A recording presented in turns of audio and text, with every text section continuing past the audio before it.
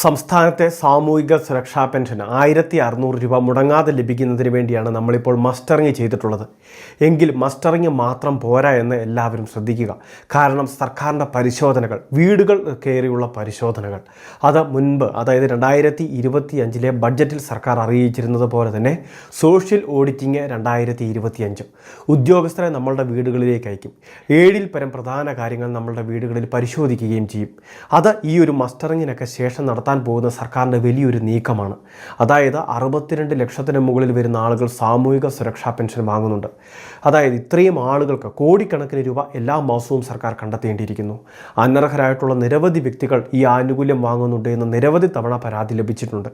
എങ്കിലും ഇതെല്ലാം തന്നെ പരിശോധിച്ച് കൃത്യമായിട്ട് സ്ഥിരീകരിക്കുന്നതിന് വേണ്ടി സർക്കാരിൻ്റെ ഭാഗത്തുനിന്ന് ഒരു നീക്കം ആയിട്ടില്ലായിരുന്നു.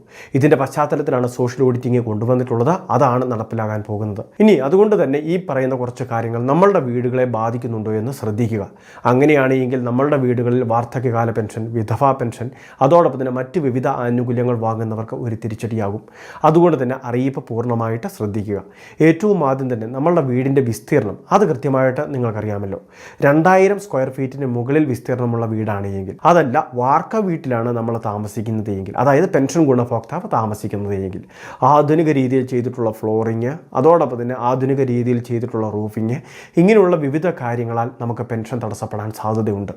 കാരണം ഇത്തരം വീടുകളിൽ താമസിക്കുന്ന പെൻഷൻ ഗുണഭോക്താവിന് ഈ ഒരു ഭൗതിക നിലവാരം ഇത്തരത്തിൽ ഉയർന്നതായതുകൊണ്ട് തന്നെ പെൻഷൻ നൽകേണ്ടതില്ല എന്നതാണ് ഏറ്റവും പുതിയ അറിയിപ്പ്. ഇനി രണ്ടാമതായിട്ട് പരിശോധിക്കുന്നത് നമ്മളുടെ വീട്ടിലെ മറ്റ് സൗകര്യങ്ങളാണ്.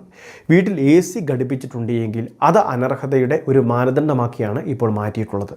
അതുകൊണ്ട് തന്നെ AC ഘടിപ്പിച്ചിട്ടുള്ള വീടുകളിൽ പെൻഷൻ ഗുണഭോക്താവ് ഉണ്ടെങ്കിൽ ആ വീടുകളിൽ സാമൂഹിക സുരക്ഷാ പെൻഷൻ വാങ്ങുന്നവർക്ക് പിന്നീട് അത് നൽകേണ്ടതില്ല എന്നാണ് സർക്കാരിൻ്റെ ഉത്തരവിൽ പറയുന്നത്. ഇനി അതോടൊപ്പം തന്നെ വീട്ടിൽ വാഹനമുണ്ട് എങ്കിലും അത് 1000 cc എഞ്ചിൻ കപ്പാസിറ്റിക്ക് മുകളിലുള്ള സ്വകാര്യ ആവശ്യങ്ങൾക്ക് നമ്മൾ ഉപയോഗിക്കുന്ന വാഹനം, ഇത്തരത്തിൽ വാഹനമുള്ളവർക്കും പെൻഷൻ നൽകേണ്ടതില്ല എന്നാണ് തീരുമാനം. ഇനി അത് പെൻഷൻ ഗുണഭോക്താവിൻ്റെ പേരിലല്ല എങ്കിൽ പോലും, നമ്മളുടെ മക്കളുടെ പേരിലുള്ള വാഹനമാണ് എങ്കിൽ പോലും ഇത്തരത്തിൽ വാഹനമുള്ളതിൻ്റെ പേരിൽ നമുക്ക് പെൻഷൻ നൽകേണ്ടതില്ല. അങ്ങനെ വരുമ്പോൾ വാഹനമുള്ള വീടുകളിൽ നിന്ന് സാമൂഹിക സുരക്ഷാ പെൻഷനൊക്കെ വാങ്ങുന്നവർക്ക് ഈ ആനുകൂല്യം തടസ്സപ്പെട്ടേക്കും. ഇനി ഇതുകൂടാതെ നമ്മളുടെ വസ്തുവിൻ്റെ ആകെ വിസ്തീർണം അത് 2 ഏക്കറിന് മുകളിലാണ് എങ്കിൽ, പട്ടികവർഗ വിഭാഗങ്ങളാണെങ്കിൽ അവർക്ക് ഇളവുണ്ട്. ബാക്കിയുള്ളവർക്കെല്ലാം തന്നെ 2 ഏക്കറിന് മുകളിൽ വസ്തു ഉണ്ടെങ്കിൽ അത് എല്ലാ തരത്തിലും കൃത്യമായിട്ട് പരിശോധിച്ച് സ്ഥിരീകരിക്കും. അതിനുശേഷമായിരിക്കും ഈ കാരണത്താൽ നമുക്ക് പെൻഷൻ തടസ്സപ്പെടുക. ഇനി ഇതുകൂടാതെ തന്നെ ആദായ നികുതി അടയ്ക്കുന്നവരാണ് നമ്മൾ വളരെ പ്രധാനപ്പെട്ട ആ രീതിയിലും ഇതുപോലെ വിവിധ ഇൻഫർമേഷൻ കൃത്യസമയത്ത് ലഭിക്കും. ഇനി ഇതോടൊപ്പം സബ്സ്ക്രൈബ് ചെയ്യുക. മറ്റൊരു പ്രധാനപ്പെട്ട കാര്യമാണ് നമുക്ക് വാർഷിക വരുമാനം എന്നുള്ളത്.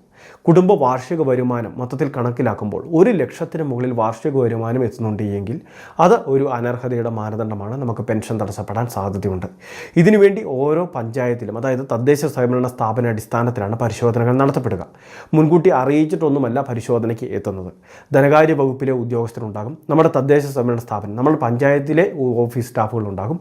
അപ്പോൾ അങ്ങനെയുള്ളവരൊക്കെയാണ് ഈ കാര്യങ്ങൾ കൃത്യമായിട്ട് പരിശോധിക്കുന്നതിന് വേണ്ടി എത്തിച്ചേരുക. ഇങ്ങനെ പരിശോധിച്ച് സ്ഥിരീകരിച്ച് കഴിഞ്ഞാൽ കൃത്യമായിട്ട് നമ്മളുടെ റിപ്പോർട്ടുകൾ തദ്ദേശ സ്ഥാപനങ്ങൾ വഴി ബന്ധപ്പെട്ട വകുപ്പിലേക്കൊക്കെ കൈമാറുകയും പിന്നീട് പെൻഷൻ തടസ്സപ്പെടുകയും ചെയ്യും. ഈ ഇത്രയും നാൾ നമ്മൾ വാങ്ങിയ പെൻഷൻ തിരിച്ചു പിടിക്കുന്ന നടപടികളൊന്നും തന്നെ ഇതിൽ പറഞ്ഞിട്ടില്ല. പക്ഷേ തുടർന്ന് നമുക്ക് പെൻഷൻ ലഭിക്കാതാകും. അക്കൗണ്ട് സസ്പെൻഡ് ചെയ്ത ഒരു നിലയിലായിരിക്കും.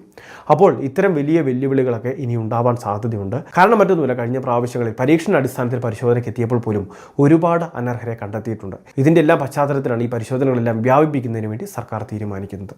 അപ്പോൾ ഈ പ്രധാനപ്പെട്ട കാര്യം തീർച്ചയായിട്ടും എല്ലാവരും ഒന്ന് ശ്രദ്ധിക്കുക. ക്ഷേമനിധി ബോർഡ് പെൻഷൻ വാങ്ങുന്നവർക്കല്ല, സാമൂഹിക സുരക്ഷാ സ്കീമിൽ പെൻഷൻ വാങ്ങുന്നവർക്കാണ് ഈ ആനുകൂല്യങ്ങൾ കൃത്യമായിട്ട് ലഭിക്കുന്നവർക്ക് ഈ പരിശോധന ഉൾപ്പെടെയുള്ള കാര്യങ്ങൾ നേരിടേണ്ടി വരുന്നത്. വളരെ പ്രധാനപ്പെട്ട ഒരു ഇൻഫർമേഷനാണ് വീഡിയോ വഴി ഷെയർ ചെയ്തത്. ഇതുപോലുള്ള വിവിധ അറിയിപ്പുകൾ തുടർന്നും ലഭിക്കാൻ ചാനൽ സബ്സ്ക്രൈബ് ചെയ്യുക, ഫോളോ ചെയ്യുക.